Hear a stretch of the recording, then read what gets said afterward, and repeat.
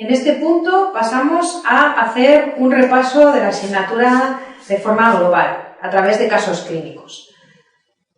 Para ello usamos el caso clínico número 4, en el que hablamos de un paciente varón de 81 años, obeso e hipertenso, que es intervenido de manera urgente por un cuadro compatible con colecistitis aguda, mediante un abordaje laparoscópico. La cirugía fue compleja y se produjo la perforación de la vesícula. De las siguientes afirmaciones, indique la falsa respecto a este caso. Es necesaria la profilaxis antibiótica, es necesario mantener el tratamiento antibiótico, es necesaria la profilaxis antitrombótica, es necesaria una pauta móvil de insulina y, por último, la apertura de la vesícula no implica la necesidad de conversión a cirugía abierta. Para contestar a esta pregunta tenemos que repasar algunos conceptos. El primero, ¿cuándo es necesario la profilaxis en cirugía? Es decir, una vez que el paciente está en quirófano, el anestesista me va a preguntar, ¿necesitas que le ponga antibiótico o no? No pondremos antibiótico profiláctico en cirugías limpias, salvo que vayamos a incluir una prótesis, una malla, etc. Y lo pondremos de forma profiláctica en las cirugías limpia contaminada o potencialmente contaminada, que es lo mismo, y en las contaminadas. La profilaxis lo que trata es de prevenir la infección del sitio quirúrgico, es decir, la infección de la herida y de las cavidades abdominales, es decir, la formación de abscesos en mi caso. Y se va a poner antes de abrir la piel, durante la inducción anestésica. Por norma no se debe prolongar la profilaxis antibiótica más de 24 horas. Si es necesario prolongarla, pasa a llamarse tratamiento. Y vamos a usar tratamiento en las cirugías que sean sucias, cuando asociemos una celulitis importante de la piel, en pacientes inmunodeprimidos, que porten válvulas protésicas o cuando estemos tratando un proceso séptico con supuración o con una infección ya existente. ¿Cuál es cuál? Cirugías limpias son las que no abren la luz gastrointestinal, ni respiratoria ni urinaria. Cirugías potencialmente contaminadas es en las que sí abrimos esta luz. Contaminadas es cuando trabajamos en un medio contaminado, no séptico o inflamatorio.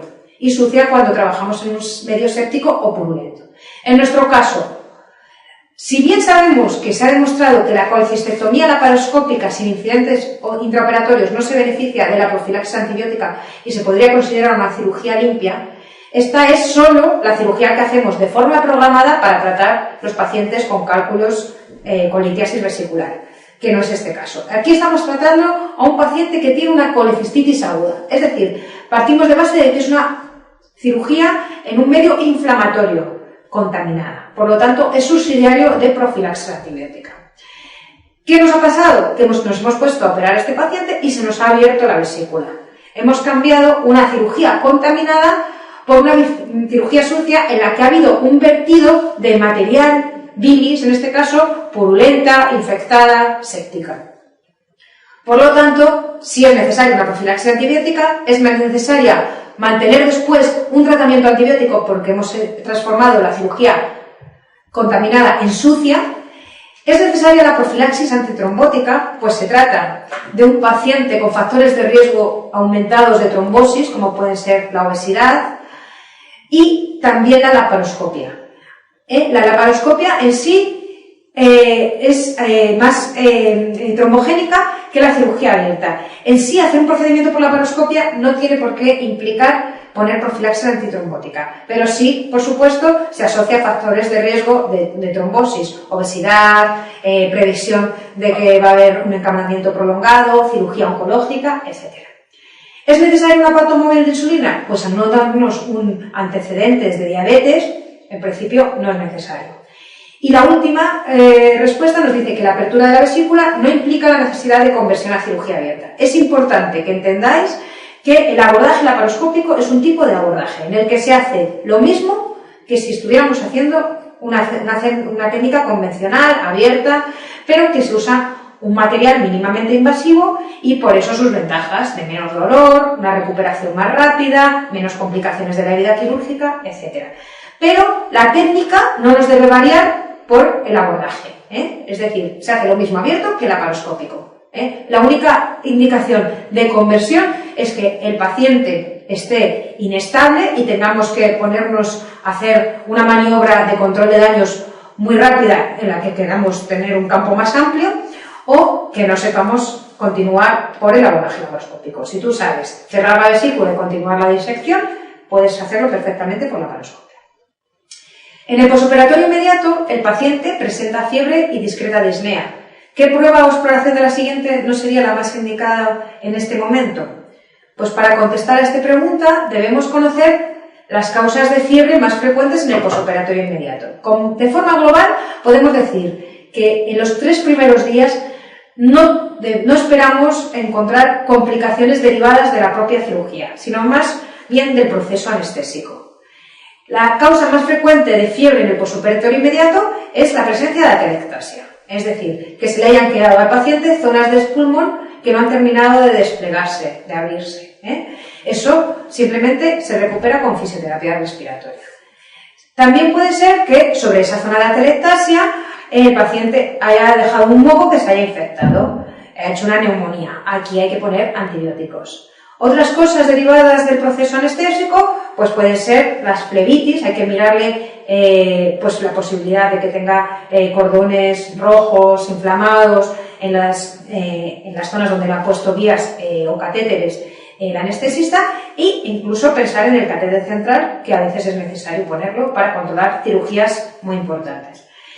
Y también debemos valorar en los miembros inferiores la posibilidad de que haya cordones inflamados, tractos venosos que puedan ser sugerentes de que el paciente está haciendo una tromboflebitis de miembros inferiores.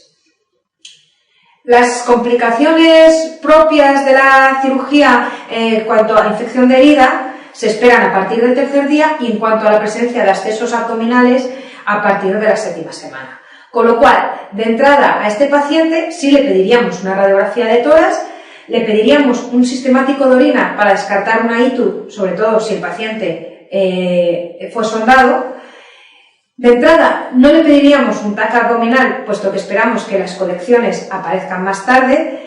Le revisaríamos vías y catéteres y revisaríamos miembros inferiores para descartar tromboflebitis. El caso continúa diciéndonos que tras los resultados obtenidos con esta valoración inicial de la fiebre, avisamos al servicio de rehabilitación para que ayudara al paciente a su movilización y a la realización de fisioterapia respiratoria. Con estas medidas el paciente mejoró su función respiratoria y la fiebre desapareció, con lo cual nos están hablando de que lo que probablemente padecía el paciente que le originaba fiebre en ese posoperatorio inmediato era una atelectasia.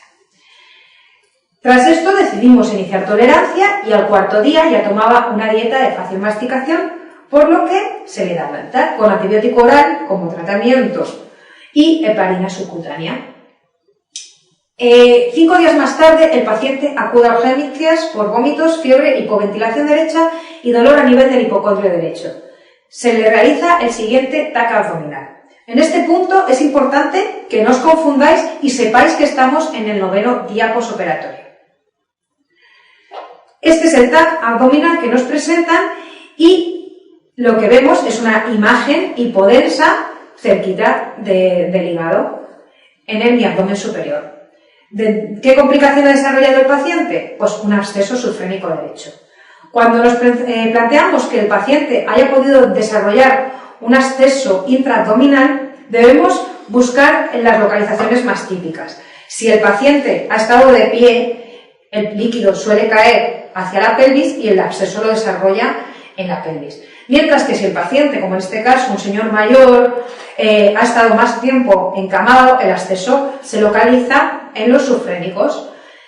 El paciente también nos contaban que venía vomitando y que venía con hipoventilación. ¿Por qué? Porque este pus que tiene localizado debajo del diafragma, por un lado está produciéndole un hilio paralítico y por otro lado le está irritando el frénico, le está irritando el diafragma y le produce esa hipoventilación. Si el absceso se nos hubiera ido a la pelvis, lo que nos estaría produciendo es ese hilio paralítico como respuesta a la agresión que se está produciendo dentro del abdomen y generalmente se acompañaría de irritación vesical de síndrome miccional.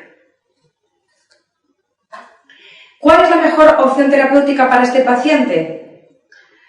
Y nos habla de si deberíamos operar, si continuar con la antibioterapia por vía intravenosa, si deberíamos hacer un drenaje percutáneo y continuar con la antibioterapia, si simplemente poner una sonda y sueros o anticoagulable.